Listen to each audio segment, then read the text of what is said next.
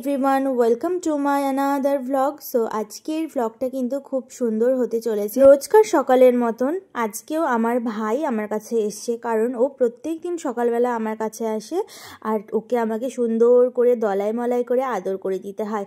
আর ও না খুবই এই দলাই মলাই করাটাকে পছন্দ করে, মানে ওকে যদি আমি একটু চটকাই, তারপরে একটু ওকে সুড়সুড়ি দিয়ে দেই ওর পেটে, হ্যাঁ ওর খুব ভালো লাগে এগুলো। সো প্রত্যেকটা দিন সকালবেলা আমাদের এই রকম করেই দুই ভাই বোনের দিনটা শুরু করি আমরা। ওকে যখন ছোটোবেলায় আমাদের বাড়িতে এনেছিলাম তখন ও ছোটোর থেকে এতটা পরিমাণে দুষ্টু ছিল, ও কিন্তু বড় হতে হতে ওর দুষ্টুমির লেভেলটাও কিন্তু আরও বড় হয়ে গেছে। সব সময় দুষ্টুমি করে, এত দুষ্টুমি করতেও পছন্দ করে, কিন্তু এই যে সকালবেলাটা কিন্তু ও খুব এরকম মন দিয়ে আদর খায়, ওর আদর খেতে খুব ভালো লাগে। আর ওকে যদি আমি বলি যে ডিগবাজি দাও, ওর কাছে ডিগবাজি মানে আদর খাওয়া। আর ওইভাবেই কিন্তু আমরা প্রত্যেকটা দিন এরকম ওকে বলি যে ডিগবাজি দাও, তখন ও ঠিক বুঝে যায় আর বিছানায় উঠে ডিগবাজি দেয় আর আমি ওকে চটকাই। সো এখন একটু কাজে ফেরার পালা। এই গাছ কৌটোটা পিতলের, আর এই পিতলের গাছ কৌটোটা আমি একটু ফেব্রিক কালার দিয়ে ওই বিভিন্ন ধরনের মোটিভ ডিজাইন, কলকা, বিভিন্ন ধরনের মিনে কলকা, এগুলো একটু আর্টিস্টিক ব্যাপার দিয়ে তো সিম্পল একটা পিতলের গাছ কৌটোকে একটু কাস্টমাইজ করে আরও বেশি করে যাতে খুব সুন্দর লাগে দেখতে, তাই জন্য এই আর্ট ওয়ার্কটা আমি করছি। আর এটা করতে মিনিমাম আমার হার্ডলি হয়তো 2 দিন সময় লাগবে। এটা আমার ফার্স্ট ডে, তো আগে আমি এই কিছুটা কমপ্লিট করে রেখেছি এবং তারপরে আমি এই নিচের পার্টটা করছি। আগের ভিডিওটা নেওয়া সম্ভব হয়নি, তারপর এটা আমি একটু নিচ্ছি। আর এগুলো করতে না খুব টাইম লাগে, হাতের কাজ তো। আর আশা করি সবাই তো ভালো মতনই জানে যে হাতের কাজ করতে কতটা সময় লাগে, কতটা খাটনি লাগে। আর উপর আবার ফেব্রিক দিয়ে করছি। সো ফার্স্টে এই বেস কালারটা করার পর সেটাকে আবার শোকাতে হয়, তার উপরে দিতে হয় ফেব্রিক কালার, দেন সেটাও শুকিয়ে যাওয়ার পর সেই যে কলকা মোটিভগুলো করি সেই কলকা মোটিভের সেই ডিজাইনগুলো দিতে হয়।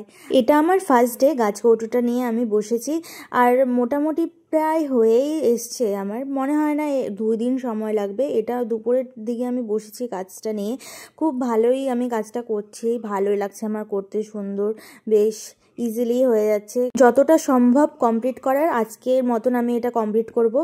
আর ফার্স্টে আমি ফ্ল্যাট তুলি দিয়ে বেস কালারটা করেছি, যেগুলো বর্ডার লাইন দেওয়ার সেগুলো আমি দিয়েছি, মোটা মোটা বর্ডার লাইন। আর এখন আমি একটা সরু তুলি নিয়েছি, সেই তুলিটা দিয়ে এখন কলকা মোটিভ করব।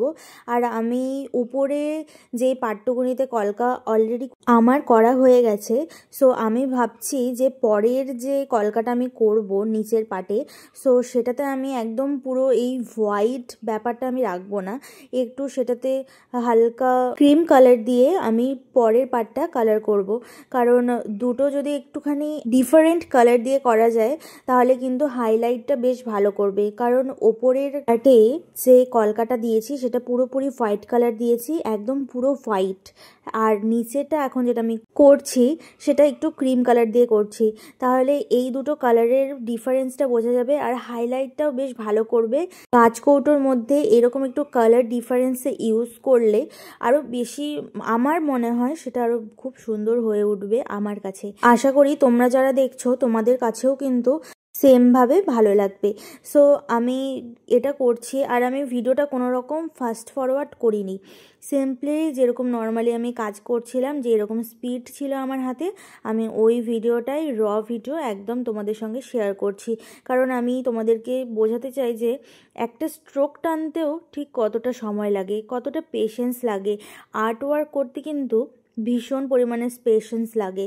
এমনকি অনেকেরও চিন্তাভাবনা আছে যে কলকা সেটা আবার কি জিনিস, কলকা এমন কি ব্যাপার, এটা তো কোনো ব্যাপারই না, ছোট ছোট এগুলো কি মোটিভ থাকে, এটা যে কেউ করতে পারবে, এরকম যাদের ধারণা থাকে যে 5 মিনিটেই হয়ে যায়, এগুলো কোনো সাধারণ ব্যাপার, শিখলেই হয়ে যায়।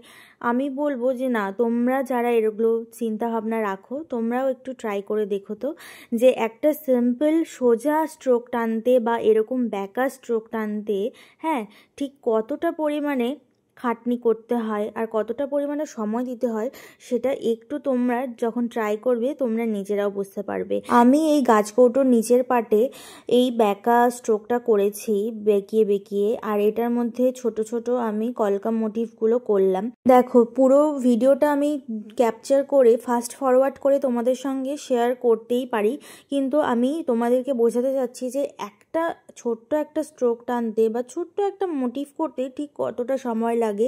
ওই জন্য আমি কিন্তু ভিডিওটাই তোমাদের সঙ্গে শেয়ার করলাম যে কতটা পরিমাণে ধৈর্য নিয়ে এই কাজগুলো করতে হয়। ঘন্টার পর ঘন্টা বসে থেকে এরকম ঘাড়ের ব্যথা, হাতের ব্যথা, রং সব তুলি সব কিছুকে ম্যানেজ করে একটা সিম্পল জিনিসকে এত সুন্দর করে কাস্টমাইজ করতে ঠিক কতটা সময় লাগে তোমরা একটু বুঝতে পারবে। আর দেখো এই তোমাদের সঙ্গে কথা বলতে বলতে আমার কিন্তু অলমোস্ট অনেকটাই ডিজাইনটা হয়ে গেল, আর তোমরা বুঝতেই পারছো যে এই ডিজাইনগুলো করছি কতটা পেশেন্স নিয়ে আমি করছি। তার উপরে আবার খেয়াল রাখতে হচ্ছে যে রঙটা শুকিয়ে যাওয়ার পরেই কিন্তু আলাদা আর একটা স্ট্রোক টানতে হয়, আর হাতেও ঠিকঠাক করে ম্যানেজ করে ধরে থাকতে হয়, কারণ এই যে কাঁচা রঙটা থাকছে সেটা না শুকানো অবধি কিন্তু অন্য আর একটু টানা যায় না, বা অন্য সাইডে হাত দিয়ে যে ধরবো সাপোর্ট দিব সেটাও কিন্তু হয় না। আর সাপোর্ট দিতে গেলে ধরো পেছন দিকে বা সাইডের দিকে রং খারাপ হয়ে গেল বা নষ্ট হয়ে গেল বা উঠে গেল, হ্যাঁ, বা একটা রঙের উপর আর একটা রং উঠে গেল, এইগুলোকেও কিন্তু ঠিক করতে হয়, অনেক অনেক কিছু করতে হয়। আর এটার কাছে আমার আসলে সত্যি বলতে ভালোবাসার জায়গা থেকে এই সব করা, তো এই সব চিত্রকলা এই সব আর্টওয়ার্ক এগুলো না মন থেকে আসে, মন থেকে করি, তো এটাই ভালো লাগে। আর এই যে ধৈর্য শক্তি আর কতটা পরিমাণে সময় লাগে সব কিছু কাজ করার পর নিজের সময়টা বের করে এইভাবে একটা সাধারণ জিনিসকে এত সুন্দর করে ফুটিয়ে তোলা, এটা কিন্তু কোনো সাধারণ ব্যাপার না। আর অনেকের কাছে আমি শুনেছি কেউ কোনো জিনিসের উপর তার কাস্টমাইজেশন এরকম কাজ করাবে, কিন্তু তার সময়, তার কাজ, তার প্রতিভা, তার কোনো কিছুরই ঠিকঠাক করে দাম দিতে চায় না। এটা কিন্তু খুব খারাপ, কারণ এই যে হ্যান্ডমেড এইসব জিনিস করার জন্য যে প্রচুর পরিমাণে খাটনি লাগে আর অতিরিক্ত প্র্যাকটিসের পর কিন্তু এরকম একটা দক্ষতা আসে। সবার কিন্তু সেটা বুঝতে হবে, ইভেন আমি চাই সবাইকে এটা বোঝাতে যে কতটা পরিমাণে একটা জিনিসকে সুন্দর করে তৈরি করতে গেলে, একটা আর্টওয়ার্ককে ফুটে তুলতে কতটা পরিমাণে খাটনি লাগে। তো আজকে দুপুরবেলাটা অর্ধেক এই পার্টটা করতেই আমার গোটা দুপুর সময় লেগে গেছিলো, কিন্তু তোমাদের সঙ্গে এটা ভিডিওটা তোমাদেরকে আমি কেটে কেটে শেয়ার করেছি জন্য অনেকটাই ছোট হয়ে গেছে ভিডিওটা। বাট আমি বলবো যে তোমরা কিন্তু প্রত্যেকটা শিল্পীকে সম্মান দিবে আর তাদের কাজের মর্যাদা দিবে, তাদেরকে কাজের মূল্য দেবে। এটা একটা শিল্পী কিন্তু ঠিক এইটুকুনেই চায়। সো আমিও বলবো না যে আমি খুব বিশাল বড় একটা কিছু, কিন্তু আমি ট্রাই করি। আমার একটা আর্টের চ্যানেল আছে, আমি সেখানে আমার দৈনন্দিন আর্টের সব কিছু ছাড়ি, কিন্তু এটা আমার ভ্লগ চ্যানেলে এইগুলো আমি তোমাদেরকে ডেইলি ভ্লগে যে আমি কি কি করছি সেগুলো আমি তোমাদেরকে শেয়ার করছি। সো আজকে পুরোটা আমি কমপ্লিট করতে পারিনি, কিন্তু যতটুকুনি কমপ্লিট করেছি তোমাদেরকে আমি সেটা লাস্টে শেয়ার করে দেব।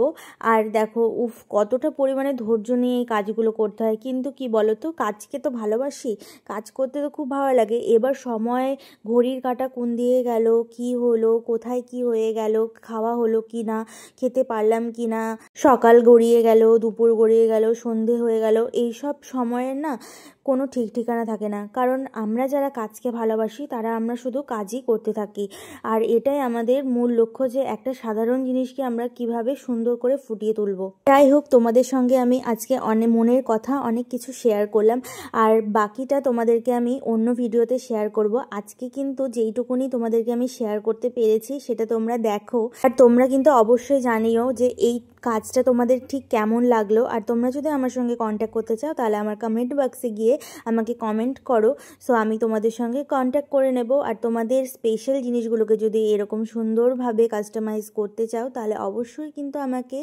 কমেন্ট করো, আর আমার চ্যানেলটাকে সাবস্ক্রাইব করতে কিন্তু ভুলো না। সো আমার কাজটা কেমন লাগলো তোমরা অবশ্যই জানিও। সো আজকের মতন এইটুকুনি, টাটা।